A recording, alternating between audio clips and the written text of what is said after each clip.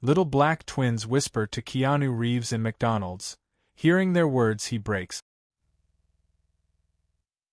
After a grueling day of press interviews, Keanu Reeves finally had a moment to check in on Laura and the twins, the family he had rescued from human trafficking months ago.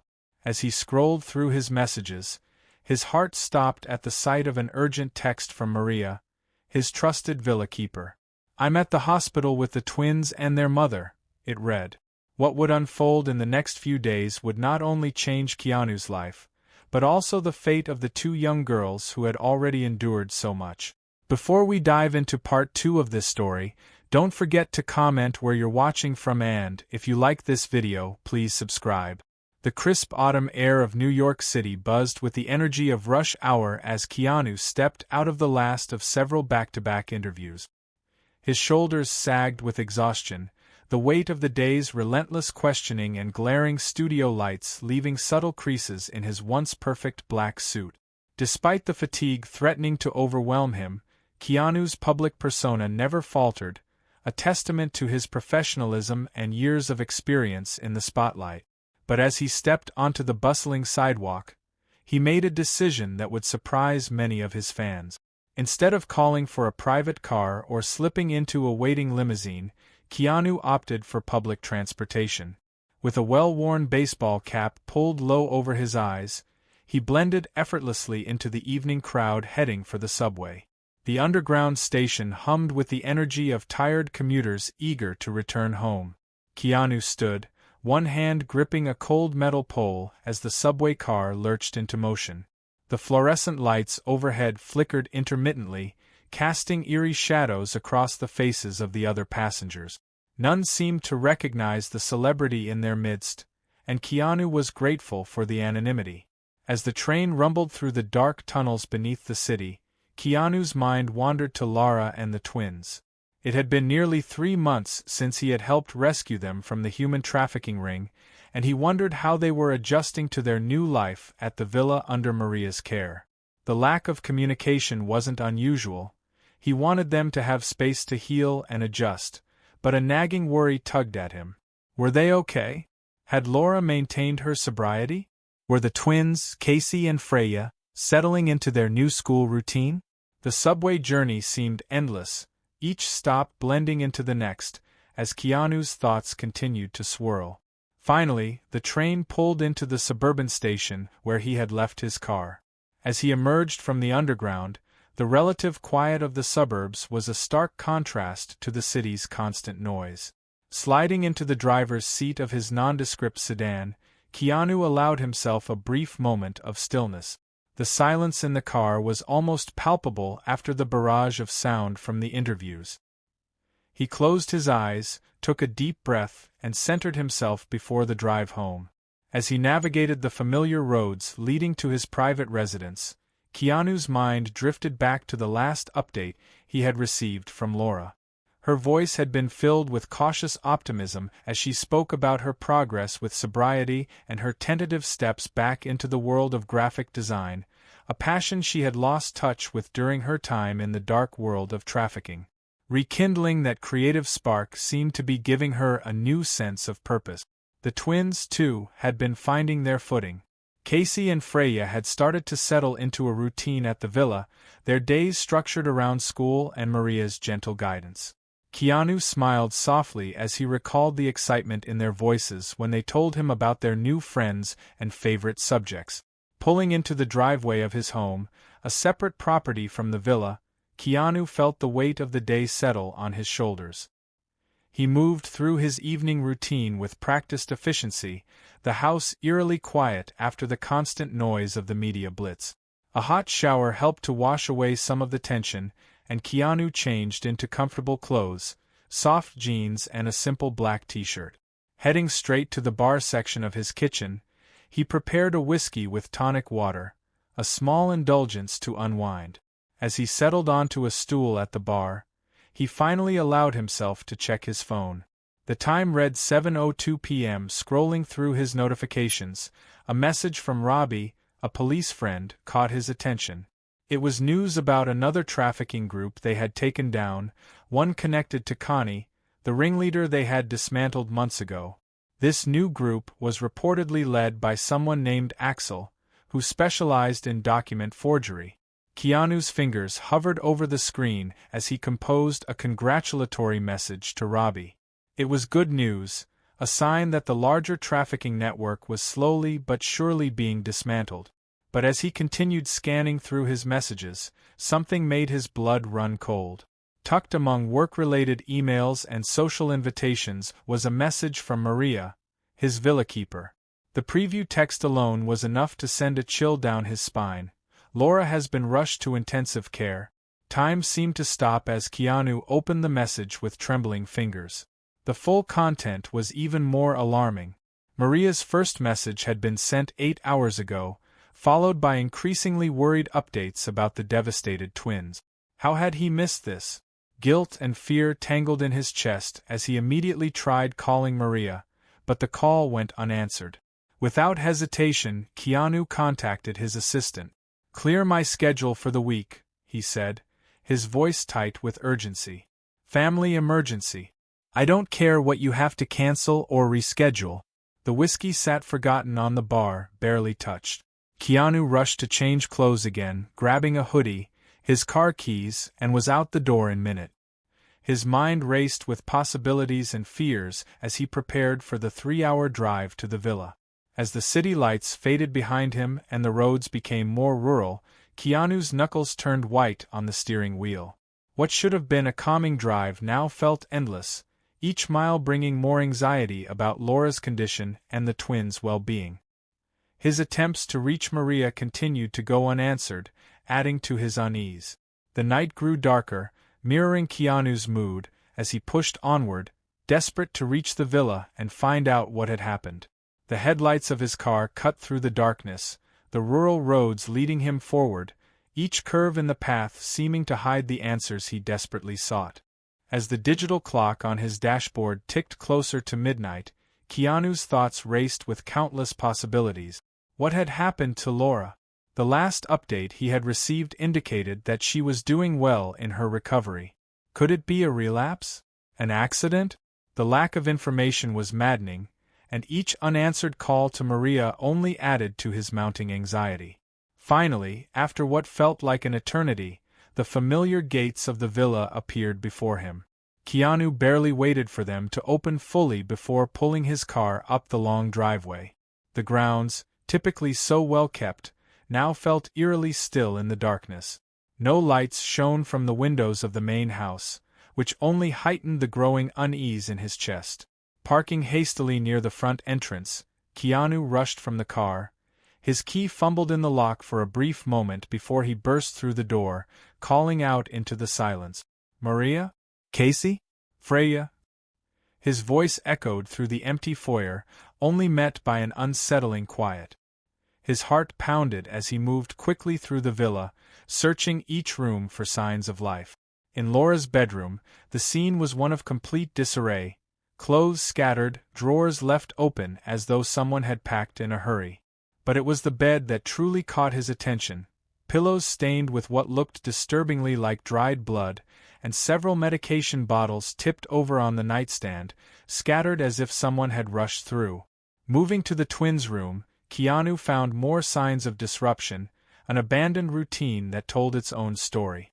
Textbooks lay open, backpacks discarded mid-session, and a half-finished math worksheet peeked out from under a pile of colored pencils.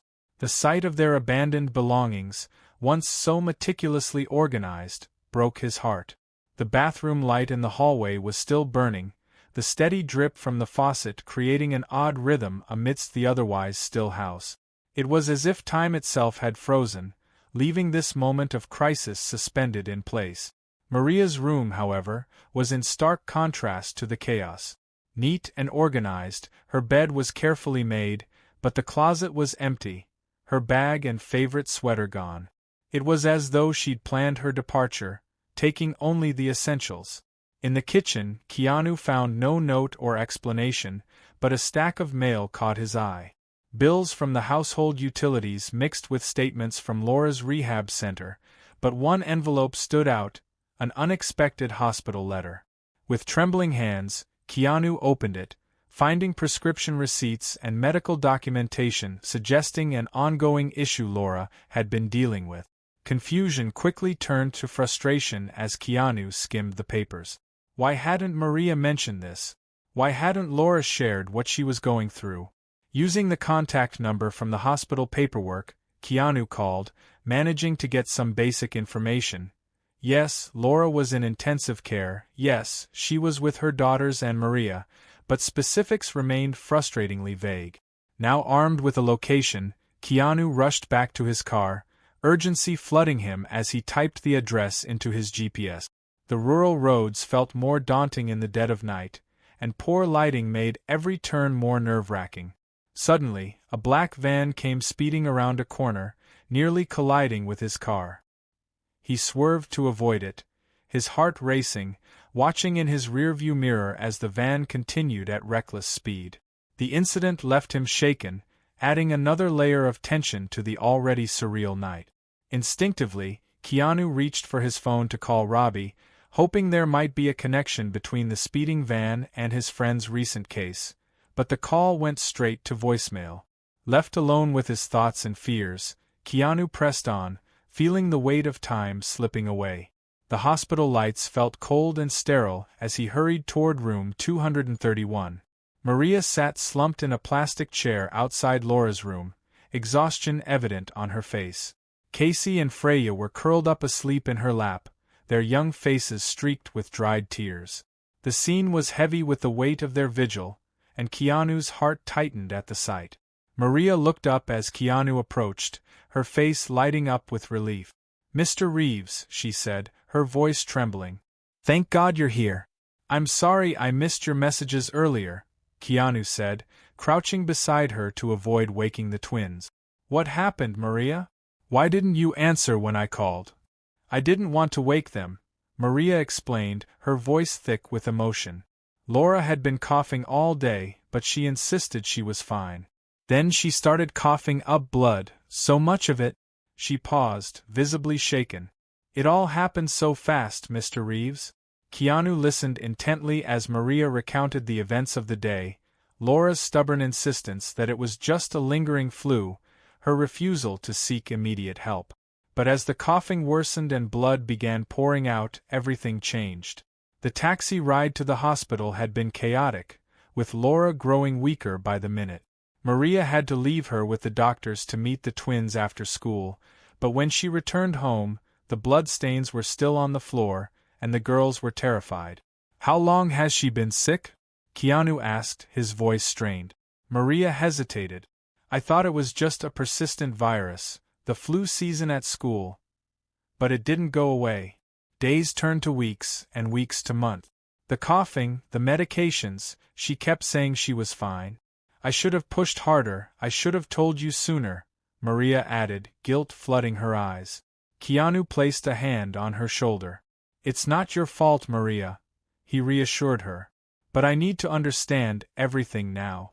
Maria shook her head slowly. "I never saw official papers. Just bags from the pharmacy. I think she was self-medicating." Her voice trembled. "She kept avoiding real treatment." Keanu stood, his mind racing as he pieced together the months they had missed. "I'm going to talk to the doctors. Wait here with the girls." When he returned with sandwiches and drinks for Maria, her gratitude was palpable. She whispered a soft thank you as she accepted the food, trying to stay quiet so as not to wake the twins. As Keanu paced the hospital corridor, waiting for more information, he spotted a doctor and nurse approaching the nurse's station. The doctor's grim expression set a foreboding tone. Keanu braced himself as the doctor spoke. "Are you here for Laura Winters?" he asked, his voice low and serious. Keanu nodded, introducing himself and explaining his relationship to the family. The doctor's diagnosis hit like a punch to the gut. "I'm afraid the news isn't good," he said. "Laura's condition is severe. Stage 4 lung cancer, affecting all 5 lobes of her lungs and spreading to the lymph nodes and jugular vein." Keanu felt his world tilt. He had no idea. The doctor continued. "We need to act quickly. Surgery is the next step, installing a chest tube and port for chemotherapy. It's her best chance at survival, but it's not a guarantee. Keanu felt the weight of the decision settle in. What do we need to do? He asked. We need consent, the doctor replied, clearly agitated. But since Laura's only family were her underage daughters, a legal complication arose. In the end, the twins had to be awakened, their fear and confusion mixing with the urgency of the situation as Keanu signed the consent forms in their presence. How long before the surgery? Keanu asked. There's an opening in the morning, the doctor replied. It's the best we can do. When Keanu stepped into Laura's room, the sight of her frail, gaunt form surrounded by medical equipment left him reeling. The twins, still grieving, clung to their mother's side, their sobs filling the room. Keanu stepped back, giving them space to mourn, but the reality of the situation weighed heavily on him. After a while, Keanu suggested that they rest, if only for a few hours. The twins finally settled on the small sofa, while Maria kept watch over them. Keanu sat in a plastic chair, feeling the sting of what was to come. As the first rays of dawn filtered into the room, Keanu realized the fight ahead wasn't just for Laura, it was for the future of the family they had tried to rebuild. The hospital's sterile lights slowly gave way to the warmth of morning, but the uncertainty of the night lingered, heavy and present, as Keanu waited for the day's new battle to begin. They whispered words so quiet that Keanu couldn't hear. The morning sun streamed through the window, catching the metallic surfaces of the medical equipment, creating an almost ethereal atmosphere that belied the gravity of the situation. Keanu rose quietly, not wanting to intrude on the intimate moment between mother and daughters. But as he approached, Laura's eyes flickered open, focusing on him with a mixture of relief and fear.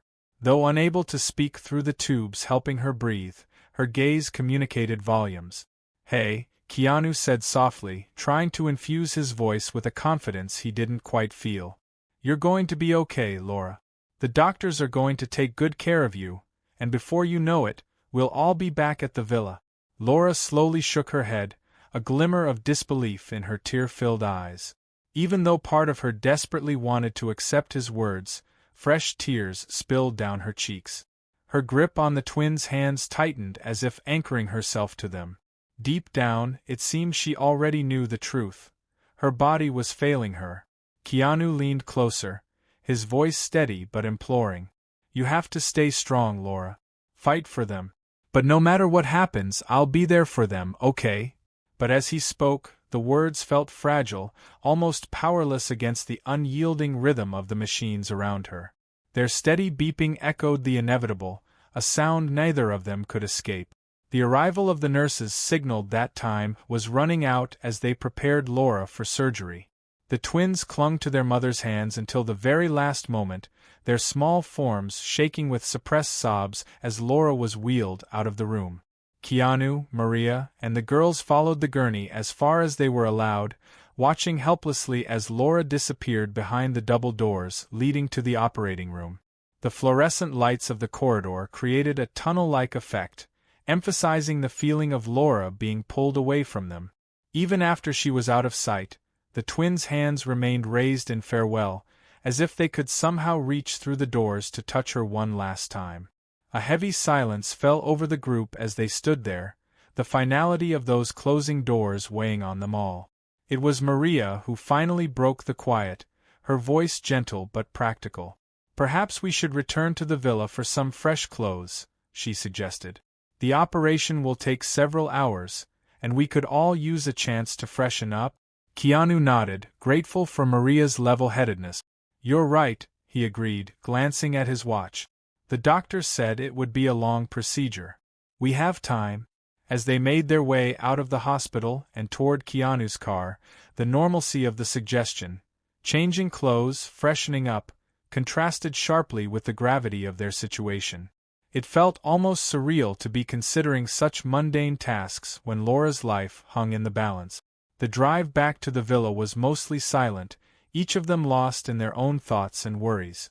As they rounded a curve in the road, Keanu spotted a familiar black van ahead of them, this time pursued by 3 police cars with flashing lights and wailing sirens. The chase scene felt bizarrely out of place against the backdrop of their personal drama. Instinctively, Keanu reached for his phone, dialing Robbie again, hoping this time he would answer. The image of the van and the police cars lingered in his mind. Was it somehow connected to the case Robbie had mentioned? His stomach churned as the call once again went straight to voicemail, deepening the unease that settled over him. The flashing lights of the police cars faded into the distance, leaving the road ahead clear. Keanu couldn't shake the nagging feeling that something more was unfolding. The villa drew closer, but so did a sense of foreboding, as if he were heading toward answers he wasn't sure he wanted to find. Arriving at the villa, the group dispersed to shower and change. The familiar surroundings offered little comfort, each room holding echoes of Laura's presence. In the living room, dried blood stains still marked the floor where she had collapsed, a stark reminder of how quickly life could change. As Keanu stood in the shower, letting the hot water wash over him, he tried to gather his strength for whatever lay ahead. The events of the past 24 hours had shaken him to his core, forcing him to confront the fragility of the life they had been building. Whatever the outcome of Laura's surgery, he knew that nothing would ever be quite the same again. Dressing in fresh clothes, Keanu steeled himself for the return to the hospital. As he stepped out of his room, he was met by Maria and the twins, all looking slightly more refreshed but with worry still etched deeply on their faces. Together, they prepared to face whatever news awaited them, united in their concern for Laura and the uncertain future that lay ahead.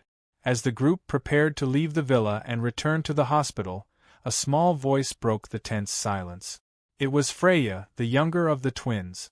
Her eyes were wide with a mixture of hesitation and urgency. "Mr. Reeves," she said softly, twisting the hem of her shirt in her hands. Could we maybe visit our old home? The trailer under the bridge?" Keanu blinked in surprise, caught off guard by the unexpected request.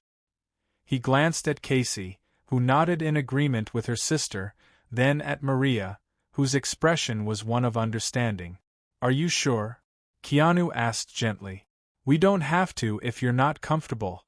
"We want to," Casey chimed in, her voice stronger than her sister's. "There are some things that were Mom's. We'd like to have them with us at the hospital." Understanding dawned on Keanu. This wasn't just about visiting their old home. It was about connecting with their mother in a tangible way during this crisis. Despite his reservations about returning to the place where he had first encountered the girls in such dire circumstances, Keanu nodded. "All right," he said. "We'll go. Maria, would you like to come with us?" Maria shook her head. "I think I'll stay here and clean up a bit, maybe prepare some food for later." "You three go ahead." The drive to the trailer was quiet. The twins sat close together in the back seat, hands clasped. As they approached the bridge, Keanu felt a tightness in his chest, memories of that fateful night flooding back.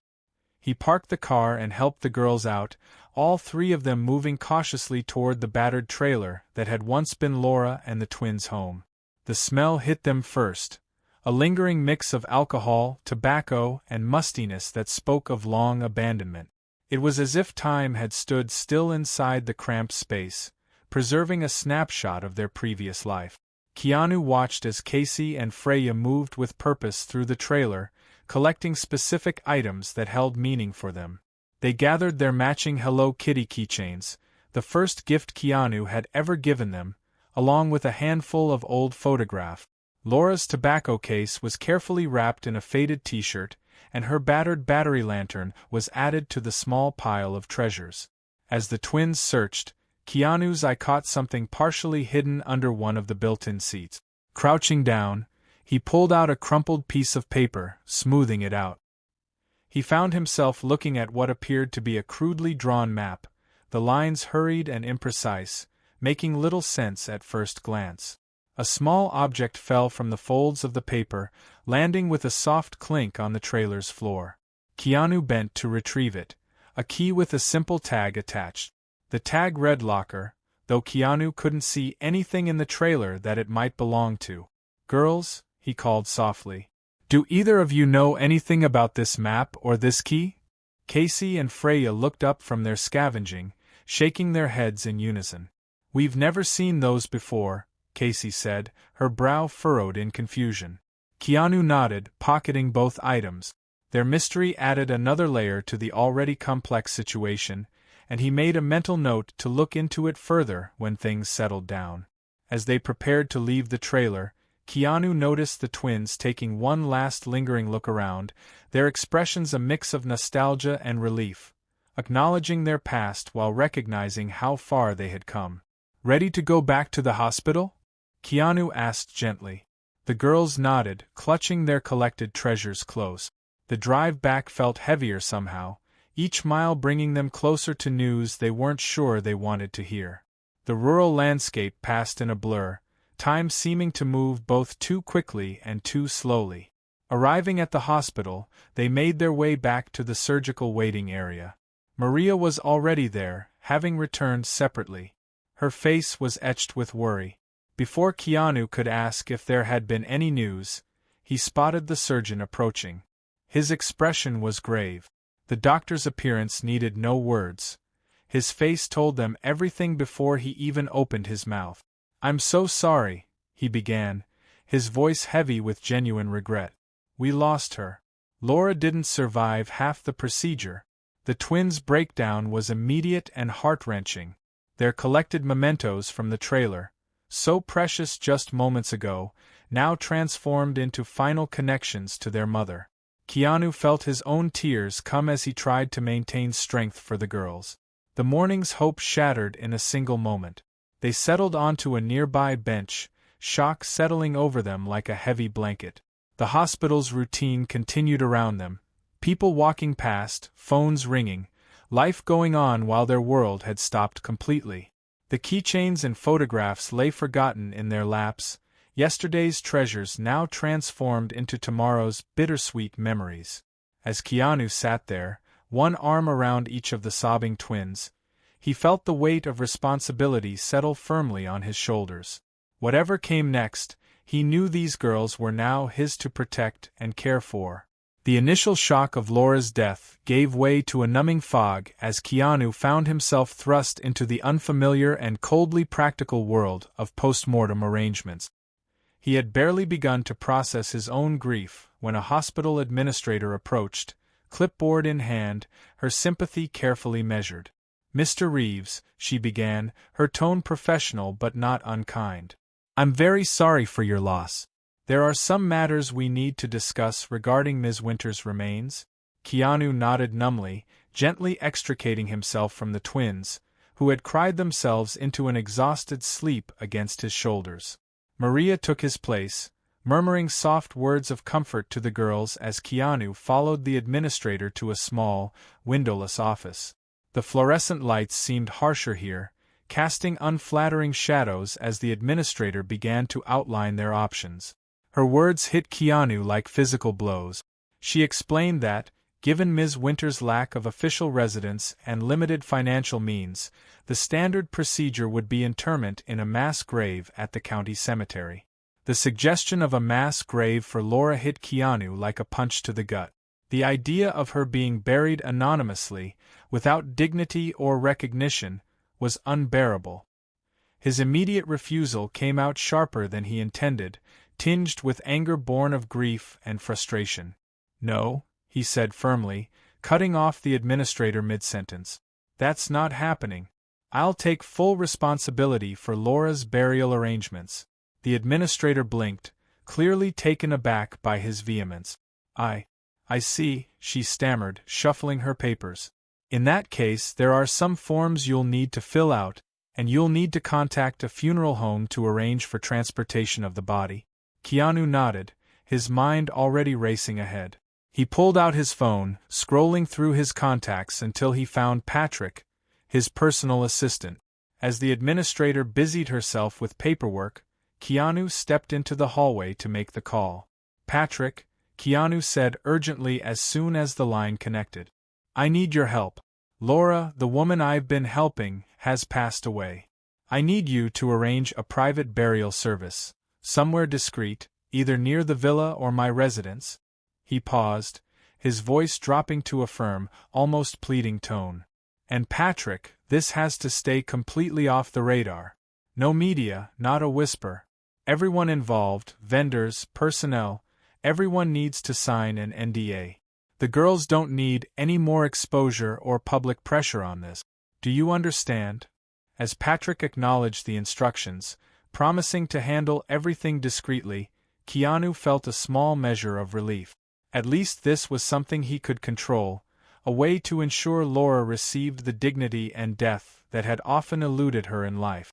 Returning to the office, Keanu began the tedious process of filling out form after form. Each signature felt like another small wound, a reminder of the finality of Laura's passing. As he worked through the stack of papers, his phone buzzed with an incoming call. It was Robbie, the police officer he had been trying to reach earlier. Keanu excused himself once more, stepping into the hallway to take the call. "Keanu," Robbie's voice crackled through the line, tinged with concern. "I'm sorry for missing your calls, man. I just got your messages. What's going on? Are you all right?" Keanu sighed, relief and tension blending in his tone. "I've been trying to reach you all morning." "I'm sorry," Robbie replied, his voice heavy with exhaustion. "I've been caught up in a pursuit. We were chasing a black van. The bastards got away though. I haven't had a chance to check my messages until now." "A black van?" Keanu's voice sharpened. "How sure are you about that?" "Pretty sure," Robbie said, puzzled. "Why? How do you know about it?" "I was in the area," Keanu explained, his thoughts racing. "I saw the chase. It passed me on the way to the villa. What are you doing out here?" Robbie shifted his tone to curiosity. "Keanu, what's going on?" Keanu hesitated briefly before answering. "It's Laura," he said quietly. "She passed away this morning. I've been helping her and her daughters for a while. I'm arranging a private burial somewhere nearby." There was a pause on the other end before Robbie spoke again, his voice softer now. "Keanu, I'm sorry. That's tough. Are you okay?" "I'm managing," Keanu said with a weary sigh. "The girls are my priority now. I'll send you the details once it's finalized. But if you're free, I'd like you to come to the funeral." "Of course," Robbie agreed without hesitation. "Just let me know." The weight of the conversation hung between them for a moment before Keanu spoke again. "This feels like more than just coincidence, Robbie. You chasing a black van, and me running into the same one on the way to the villa. It feels connected somehow." "I was thinking the same thing," Robbie admitted. "But for now, let's focus on Laura. We'll figure out the rest later." "Yeah," Keanu said quietly. "Thanks, Robbie. I'll be in touch soon." As they ended the call, an unspoken connection lingered between them. Both men were left with the sense that their paths were converging in ways neither could yet fully understand. Back at the office, Keanu finished up the remaining paperwork.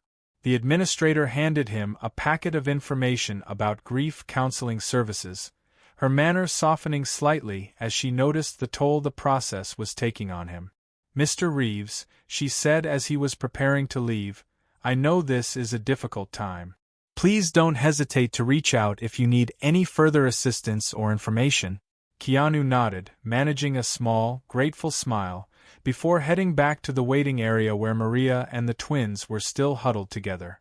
As he approached, his phone buzzed with a text from Patrick confirming the burial arrangements for 9 a.m. the next morning. Though the location was closer to town than initially hoped, it was the best option given the short notice and the need for privacy. Crouching down in front of the girls, Keanu gently roused them from their fitful sleep.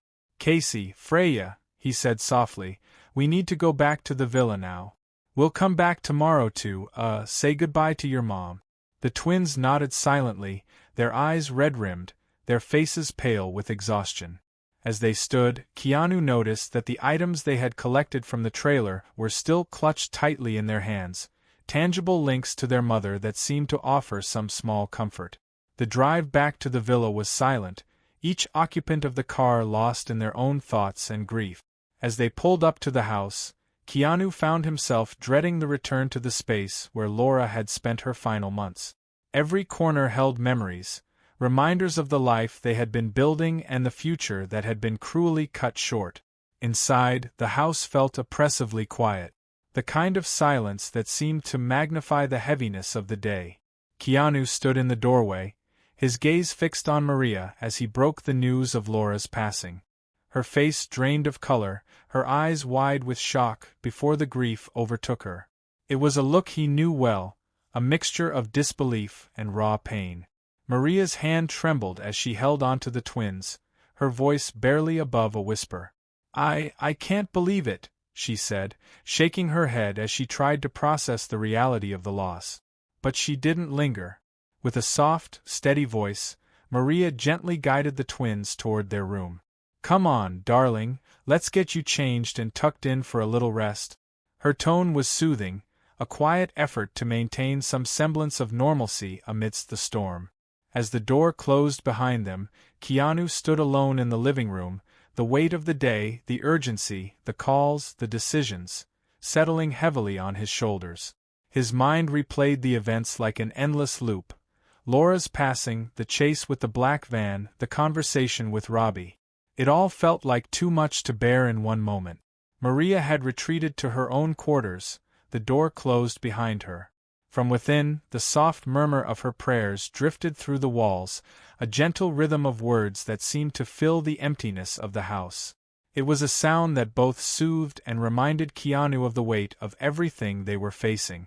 The rest of the day passed in a blur, the hours slipping by unnoticed as everyone sought their own solitude. The house, heavy with the weight of loss, seemed to hold its breath. Evening came and went without ceremony, the fading light offering no comfort. As night fell, it brought with it a different kind of quiet, one that was deep, unyielding, and filled with 1,000 unspoken thoughts. As the first hints of dawn began to color the sky, Keanu steeled himself for the day ahead. The burial would be a final farewell, but also the beginning of a new chapter. He had made a promise, to Laura and to himself, to care for Casey and Freya. It was a responsibility he didn't take lightly and one that would shape all of their lives in the years to come. With a deep breath, Keanu rose to wake the others. It was time to face the day, to honor Laura's memory, and to begin the long process of healing and moving forward. The road ahead would be challenging, but as he looked at the sleeping faces of the twins, Keanu knew that it was a journey worth taking.